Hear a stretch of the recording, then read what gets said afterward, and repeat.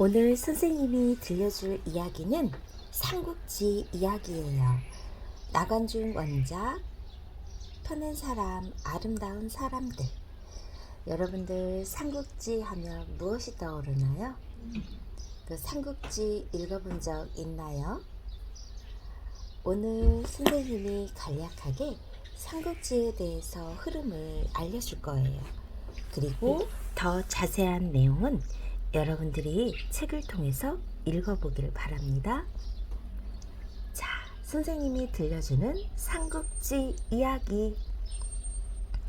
중국 명나라 때 나관중이라는 사람이 실제 사실을 바탕으로 쓴 역사 소설이에요. 바로 삼국지죠.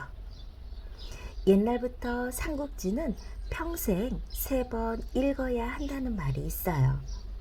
우선 어렸을 때에는 유비, 관우, 장비, 조자룡, 제갈공명 등 수많은 영웅들이 펼쳐지는 흥미진진한 전투와 지혜를 즐기면서 한 번쯤은 읽어봐야 합니다. 그리고 청년이 되면 삼국지에 나오는 다양한 사람들의 생각과 행동을 보면서 자신의 앞날을 바르게 설계하기 위해 또 한 번 읽어야 한다고 하죠. 마지막으로 어른이 되어서 세상을 마음먹은 대로 올바르게 살고 있는가 판단해 보기 위해 또다시 읽어야 합니다. 그래서 삼국지는 최소한 3번 읽어야 한다는 말이 있다라는 거죠. 자, 삼국지가 우리에게 주는 교훈 중 가장 중요한 건 세상은 영원한 강자도 영원한 약자도 없다는 거예요. 오늘의 강자가 내일은 약자가 될 수도 있고, 오늘 실패한 사람이 내일 성공할 수도 있고, 오늘 성공한 사람이 내일 실패할 수도 있으니까요. 그러므로 우리는 지금 실패했다고 기죽지 말고 성공했다고 자만하지도 말라는 거죠. 삼국지는 지금으로부터 약 1800년 전 중국 대륙을 지배했던 한나라가 망하면서 조조가 세운 위나라, 유비가 세운 총나라, 손건이 세운 오나라 등 삼국이 통일을 위해 서로 싸웠던 시대를 다룬 역사 소설입니다. 나관중의 삼국지를 우리말로 번역한 한국판 삼국지의 종류는 어린이용 삼국지부터 어른용 삼국지까지 다 합하면 무려 100종류도 넘는다고 해요. 어린이 삼국지만 해도 수십 종류나 되죠. 여러분이 삼국지를 처음 읽을 때, 그리고 삼국지를 처음 접할 때 쉽게 읽을 수 있는 이야기가 공부가 되는 삼국지, 이 책입니다. 선생님이 추천할 테니까 한번 읽어보세요. 자, 삼국지를 처음 읽는 친구들에게 좋은 이유 3가지. 첫 번째, 나관중 원작의 삼국지가 양이 엄청나게 많기 때문에 삼국지는 어린이용, 어른용 할 거 없이 5권부터 10권 내의 시리즈로 출판되고 있어요. 때문에 삼국지를 읽다가 중간에 포기하는 사람들이 많은 것도 그런 이유죠. 그런데 이 책은 단 한 권에 삼국지의 중요한 내용들을 모두 간결하게 정리했대요. 두 번째, 삼국지가 유명한 또 하나의 이유는 여러 교훈을 주는 일화와 그리고 이에 얽힌 고사성어들이 많이 나온다는 점이에요.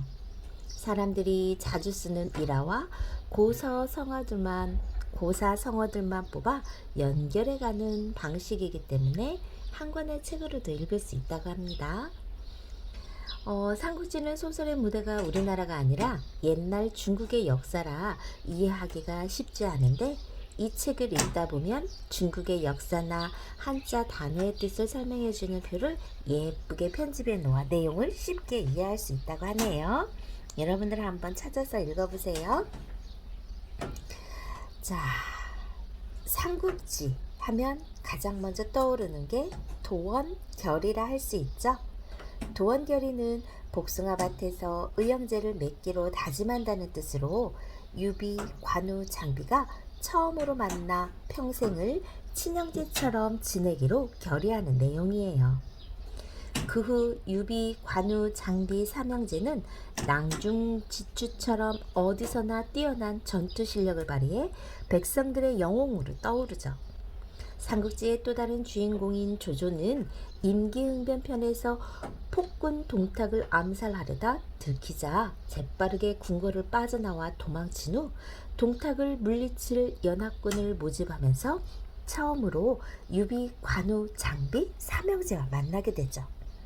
삼국지에서 가장 많이 이용되는 것은 아무래도 제갈공명이라는 전략에 천재를 부하로 영입하기 위해 유비가 3번이나 먼 길을 떠나 그의 집으로 찾아가는 삼고초려와 오나라 손건과 총나라 유비가 연합해 조조군을 대파하는 적벽대전입니다. 이 싸움에서는 머루회전이 빠른 조조의 의심을 사지 않기 위해 오나라의 황계장군이 스스로 곤장을 맞은 후 거짓으로 항복하는 고유지책과 제갈공명이 동남풍이 부는 때를 미리 예측해서 조조의 함대에 화공, 불화살 공격을 퍼부어 대승을 거두는 대목이 유명하답니다. 긴 수염을 휘날리며 반달형으로 생긴 청룡 월도를 휘두른 관우, 의리의 사나이 조자룡의 화려한 무술과 충성심, 엄청난 무게의 장팔 3호, 창을 숟가락처럼 휘두르는 천하장사 장비, 죽은 제갈공명이 살아있는 사마중달을 이겼다는 제갈공명의 지혜. 그러나 끝내 삼국을 정복해 통일 왕국을 세우는 주인공은 사마중달이라는 이야기 등 삼국지는 읽어도 끝이 없는 재미와 지혜가 가득 찬 보물의 책이랍니다. 자, 여러분들 오늘 날씨도 좋은데 도서관에 가서 삼국지에 관한 책 빌려보았으면 좋겠네요. 좋아요, 구독 꾹 눌러주시면 계속해서 선생님이 좋은 책 소개해 드릴게요. 감사합니다.